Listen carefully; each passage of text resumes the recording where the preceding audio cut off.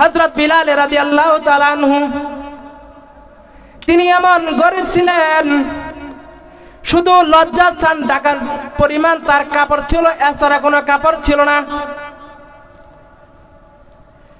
মদিনার মসজিদের নববীর সাইডে তিনি পড়ে থাকতেন। কেহ কোনো কিছু দিলে খাইতেন নয়, খাইতে পারতেন না। বুঝতে পারতেন কি পরিমাণ গরীব সাহাবী হযরত বেলাল রাদিয়াল্লাহু তাআলা আনহু।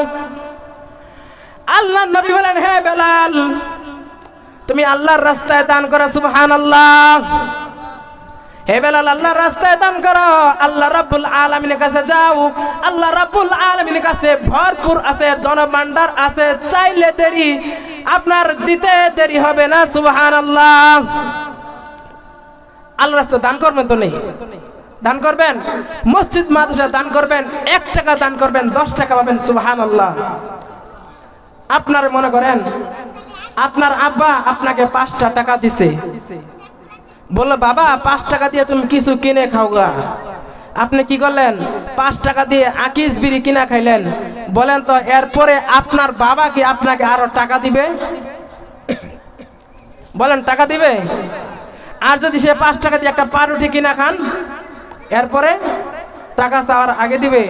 অনুরূপভাবে আল্লাহ রাব্বুল আলামিন আপনাকে আমাকে যে ধন সম্পদ দিয়েছে, এই ধন সম্পদগুলোকে যখন আপনি আল্লাহর রাস্তায় খরচ করবেন, আল্লাহ রাব্বুল আলামিন তখন আপনার আমার জানের ভিতরে, মালের ভিতরে, সমস্ত কাজের ভিতরে, ক্ষেত খামারে সর্ব জায়গায় বরকত দিয়ে দিবে। সুবহানাল্লাহ।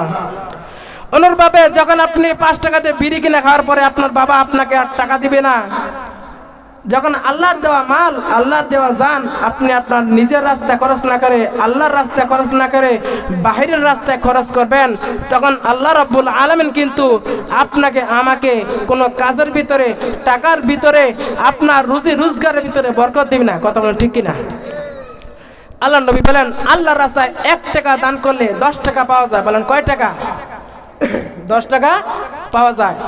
হযরত বিলাল রাদিয়াল্লাহু তাআলা আনহু তিনি এমন গরীব ছিলেন, শুধু লজ্জাস্থান ঢাকার পরিমাণ তার কাপড় ছিল, এছাড়া কোনো কাপড় ছিল না। মদিনার মসজিদের নববীর সাইডে তিনি পড়ে থাকতেন। কেহ কোনো কিছু দিলে খাইতেন নয়, খাইতে পারতেন না। বুঝতে পারতেন কি পরিমাণ গরীব সাহাবী হযরত বেলাল রাদিয়াল্লাহু তাআলা আনহু। আল্লাহর নবী বলেন, হে বেলাল, তুমি আল্লাহর রাস্তায় দান করো। সুবহানাল্লাহ। হে বেলাল, আল্লাহর রাস্তায় দান করো, আল্লাহ রাব্বুল আলামিনের কাছে যাও। আল্লাহ রাব্বুল আলামিনের কাছে ভরপুর আছে, ধনভাণ্ডার আছে, চাইলে দেরি আপনার দিতে দেরি হবে না। সুবহানাল্লাহ। আল্লাহর রাস্তায় দান করবেন তো নেই? দান করবেন। মসজিদ মাদ্রাসা দান করবেন, 1 টাকা দান করবেন, 10 টাকা পাবেন। সুবহানাল্লাহ। হযরত আলী রাদিয়াল্লাহু তাআলা আনহু বাজার থেকে আসতেছেন, একটা আনার কিনা, কি কিনা? আনার নিয়ে আসতেছেন। রাস্তার ভিতরে এক ভিক্ষুক বলতেছে, আলী আমাকে কিছু দান করো, আমার খুব অসুখ। এই কথা বলার সঙ্গে সঙ্গে আলীর কাছে একটি আনার আছিল, এই আনারটা ভিক্ষুক ব্যক্তি দেখে ফেলছে।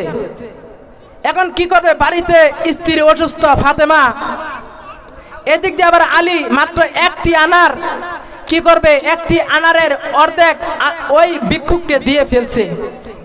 ভিক্ষুক অর্ধেক খাওয়ার পরে বলতেছে, আলী আমি আগে যা সুস্থ ছিলাম অর্ধেক সুস্থ হয়ে গেছি। সুবহানাল্লাহ। আলী ওই আর অর্ধেক যে আনার আছে তুমি যদি ওটা আমার দাও, আমি পরিপূর্ণ সুস্থ হয়ে যাইতাম। আলী বাবাকে কি করবো? আল্লাহ রাস্তায় পুরো আনারটা দিয়ে ফেলছে। দেখেন বাড়িতে স্ত্রী অসুস্থ, একটা আনার কিনছে। এখন যখন ঘরের সামনে গেছে, ঘরে ঢোকার সাহস পাইতেছে না।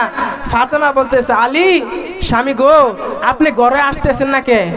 আমি বুঝতে পারতেছি কিছুক্ষণ আগে যে আমার অসুখ ছিল, যে আপনার সমস্যা ছিল, আল্লাহ রাব্বুল আলামিন এই সমস্যাকে ভালো করে দিয়েছে। সুবহানাল্লাহ। স্বামী, আমি জানতে পারছি আপনি আল্লাহর রাস্তায় কিছু একটা দান করছেন। সুতরাং আপনি ঘরে আসেন। যখন ঘরে আসছে দেখেছে সালমান ফার্সি রাদিয়াল্লাহু আনহু এক টুলপা কি জিনিস নিয়ে যে আসছে। বলতেছে, আলী ঘরের মধ্যে আসো নাকি? আসি। দরজা খুললো, মাথা ভারে থাকতেছে না। কি আনছো? আল্লাহ রাসূল তোমার জন্য আনার পাঠাইছে। সুবহানাল্লাহ। এখন আলী দেখে আনারগুলা গুনতেছে, দেখে আনারগুলা আমার কিনা 1 2 3 4 5 6 7 8 9। এখন সালমান ফার্সিকে বলতেছে, সালমান ফার্সি আনারগুলা মনে হয় আমার না, কারণ আমি তো আল্লাহর রাস্তায় দান করছি 1 আনার। আল্লাহ রাসূল পাঠালে পাঠাবো 10টা, 9টা তো পাঠানোর কথা না। তখন সালমান ফার্সি রাদিয়াল্লাহু তাআলা আনহু তার যে আপনার চাদর ছিল, চাদরের নিচ থেকে, বগলের নিচ থেকে আরেকটা আনার বাই করে দিতে বলতেছে, আলী এই যে তোরা তোমার 10টা আনার। সুবহানাল্লাহ। তখন সালমান ফার্সি বলতেছে, আলী আল্লাহ রাসূল যে তোমাকে 10টা আনারই দিল, কমও দিল না, বেশিও দিল না, এটা কিসের জন্য দিল? আমি পরীক্ষা করার জন্য একটা আনার লুকিয়েছিলাম। আমি পরীক্ষা করলাম তুমি এমন কি কাজ করেছো যে আল্লাহ রাসূল তোমাকে 10টা আনারই দিল। তখন আলী বলতেছে, সালমান ফার্সি দিনী ভাই, আমি আল্লাহর রাস্তায় এক ভিক্ষুককে একটা আনার দাঁড় করেছিলাম, আল্লাহ রাব্বুল আলামিন আমাকে 10টা আনার দিছে। বলি সুবহানাল্লাহ।